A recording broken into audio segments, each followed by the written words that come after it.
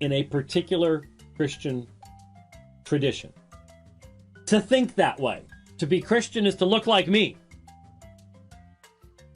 And so when you see somebody else and they're doing something differently, well, that's not right. That's not the way it should be done. The whole emergent church movement. If you ever listened to the thing I did with, what's his majiggy? Oh, I can't hit that guy's name. Brian McLaren. I don't know why his name just doesn't come to me very quickly. But if you listen to the unbelievable radio broadcast I did with Brian McLaren, you'll sort of hear that whole movement was made up of people who were raised in a very narrow, conservative mindset. And then at some point in time, anybody who's raised in a narrow, conservative mindset is going to discover that there are other perspectives out in the world. And there's only two ways to respond to that. Well, no, there's a couple ways to respond. But there are two imbalanced ways of responding to that. Let's put it this way.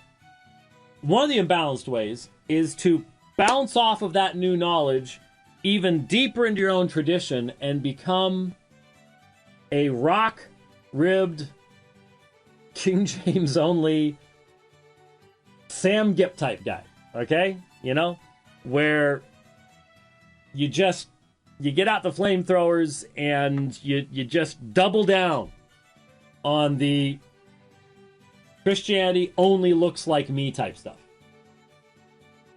The other imbalanced response to that is what Brian McLaren and the rest of them did. You realize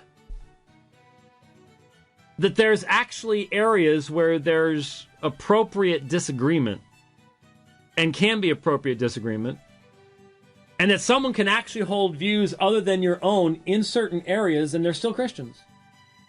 And not just in eschatology, though that's frequently a good starting place. But that people might have different views on the consumption of alcohol, on having body art, on going to movies, whatever. And what happens is, those people, once they start going, you know, there's valid differences of opinion in these areas. And then what they do is, because they've been so bottled up in that, is they explode out of it, and now everything is up for grabs. Trinity, biblical inspiration, it's all, if I was wrong about this, I must have been wrong about everything. So they go off that direction, and the others go off that direction into, an even double down fundamentalism. What should happen, of course, is that as you grow up, you recognize that there are other valid opinions, and you learn to prioritize. You learn to find out what defines my worldview, what defines the Christian worldview, what defines Christianity. And you learn to prioritize these things and to recognize, this gives rise to this, and this is foundational, and that gives rise to that gives rise to that. And each one of us has to, at some point in our life, create, whether we do it, on a computer or write it out. People actually use pens and things like that. We create a priority list, and we draw some lines where we say, this is definitional, this is what's called adiaphora, the things that do not determine what the faith is. And we will disagree with one another as to where some of those lines are. Now, some, you can only go so far back. I mean, once you get back to Trinity, non-Trinity, justification, non-justification, now you've got nothing left. There's no essence, there's no core left that would distinguish Christianity from anything else. So obviously, when people go that far, they've lost balance. But what is the very essence of negative fundamentalism but the idea that everyone has to look like me, think like me, dress like me, act like me, respond like me, and believe like me on every single issue there is? And we all have seen how repulsive that kind of Christianity is. We've all seen it. We don't want to be viewed that way. We want the world not to look at us like we're like those folks.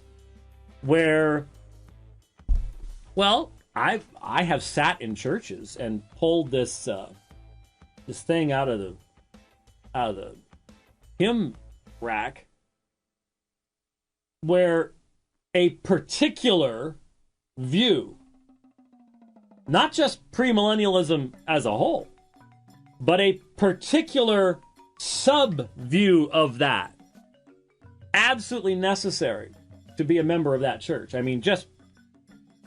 And so, you get down to those churches to where, the kind of dress that you have, it's prescribed by the leadership of that church.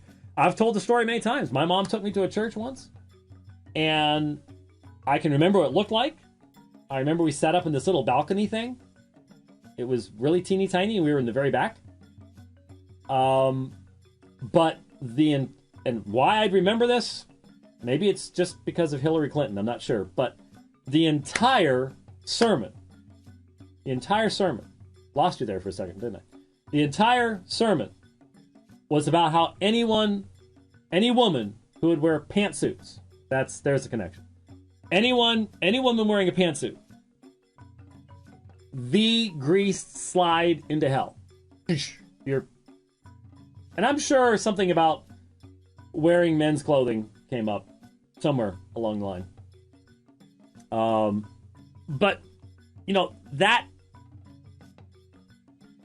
that kind of mindset, we see it and we go, no, I don't want to be associated with that. I don't want to be associated with that. But where's the balance? And if you recognize there needs to be a balance in the middle, how can you learn to extend grace to those who disagree with you as to where that balance is? And if you do that, how can you do apologetics is what a lot of people want to ask me. Because their assumption is if you do apologetics, you have to have this very narrow